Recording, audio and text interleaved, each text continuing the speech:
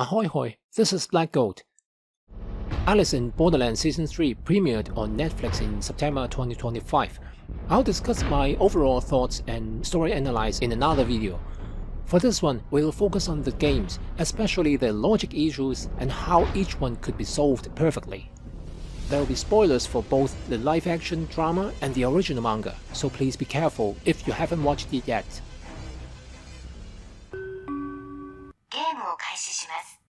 The first game, Sacred Fortunes, is adapted almost directly from the manga with nearly the same rules.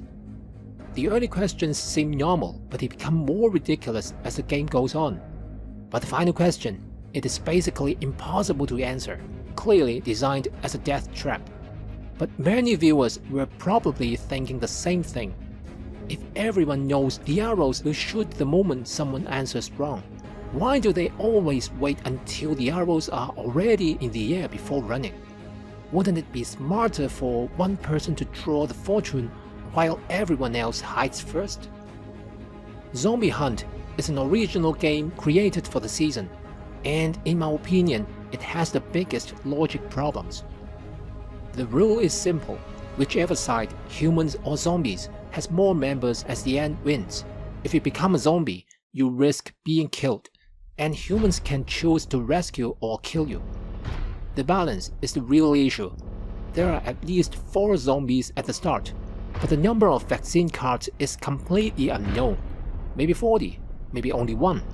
Players begin scattered around the map, so before they even meet, the zombie count may have increased, and the vaccines may already be gone. Each player only has 1 shotgun card. Once they use it, they cannot defend themselves from infection anymore. To keep everyone human, you'd need more vaccine cards than zombies, or you'd be forced to kill anyone who gets infected. But I believe the game started with fewer than 4 vaccine cards, meaning the optimal strategy is exactly what Alice and Lei deduced. More people will choose to become zombies because that's the safer path and gives a higher chance of winning. Lei understood this, which is why she lied about being a zombie and proposed her so-called human trust barrier. But realistically, staying human is nearly impossible. Zombie numbers can grow infinitely. Vaccine cards are limited. Shotgun cards are one-time use. Becoming a zombie is just much easier. If everyone agrees to turn into zombies and no one uses a shotgun, even with 8 to 16 players per team, the whole group could be converted within 3 or 4 rounds. After 20 rounds, everyone survives, 0 risk, guarantee victory. The only danger is if someone like Banda decides to kill randomly. So honestly, instead of building a human trust barrier, it makes far more sense to build a zombie trust barrier. If someone insists on staying human, they only have 1 single shotgun card. Once they use it, they are defenseless and can be infected in the next turn or simply be ignored. By the end, anyone who remains human will always become the minority, meaning they lose. Alice and Lei's reasoning is not just an opinion, it is pure mathematics. If someone had explained the strategy clearly from the beginning, any rational person would have agreed. Still, for fairness, we can give the writers some benefit of the doubt. First, the rule explanation at the start already creates a psychological bias. You should avoid becoming a zombie, so your brain insists you must stay human. Second, Alice drew a zombie card at the very beginning. If he revealed it instantly, he might have been shot by some panicking idiot, so he chose to stay quiet, which protected himself, but cost his team several members' lives. Actually, breaking this mental trap is super easy. Just change the 3 cards, shotgun, zombie, vaccine, into, let's say, Divine Trident, Angel, and Fallen. The rules stay exactly the same, only the theme changed. At the start, everyone is human. Each team has 1 angel card. If you played an angel card in a round, the opponent becomes an angel. humans can use the Divine Trident once to kill the player holding the angel card, and anyone with a fallen card can turn an angel back into a human. In the end, you count which side has more players, angels or humans. I can guarantee the angel side will be the majority. Once you switch the concept, nobody insists on staying human anymore. Everyone happily becomes an angel. And just like that, the difficulty of the whole game drops from Joker level to the Two of Hearts level. Perfectly done. Runaway Train also comes from the manga, though the original player wasn't from the main cast. It was Shibuki from the Wolf game in Season 1. In the manga, it's only a low-level Two of Hearts game. 4 train cars, 3 oxygen tanks, and the train wasn't even out of control. In the drama, they doubled the cars to 8 and increased the oxygen tanks to 5. They also added the manual brake task. But here's the issue. Each train car releases poison gas at fixed intervals. If you fail in the early cars, the later cars don't matter. And if you reach car 8, you should have enough time to brake the train. So why does the game need a dramatic braking sequence? Clearly, it's for emotional effect, so that Alisu and Usagi can have a moment, get distracted, the train derails, and everyone gets hurt. It really feels like a crash purely for the sake of drama. Tokyo Bingo Tower is a spade-type physical challenge, so the rules are fine.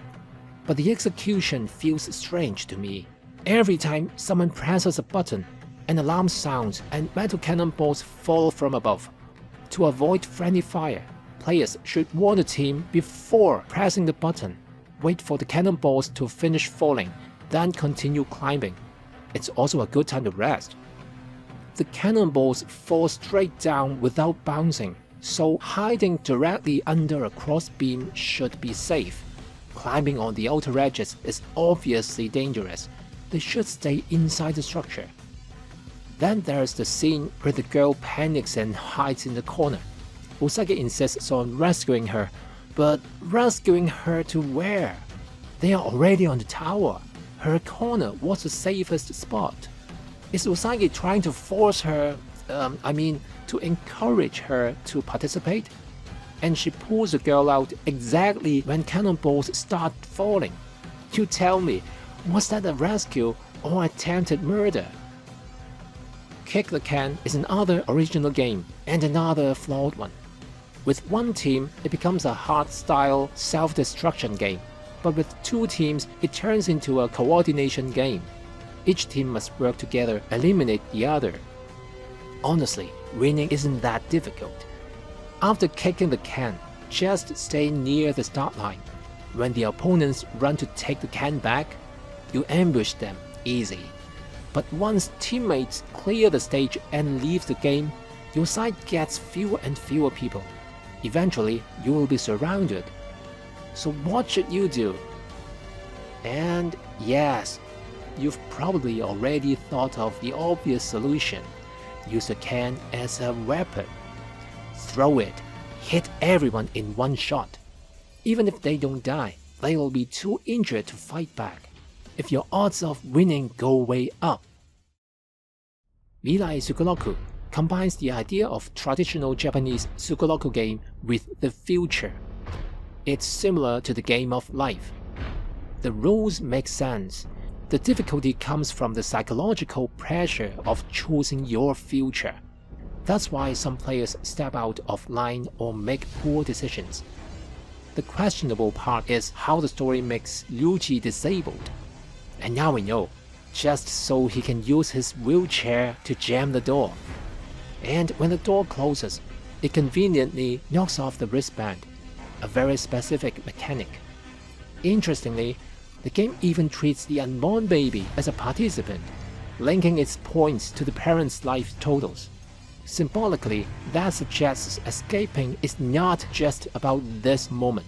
It is about the future your choices create, including for your next generation.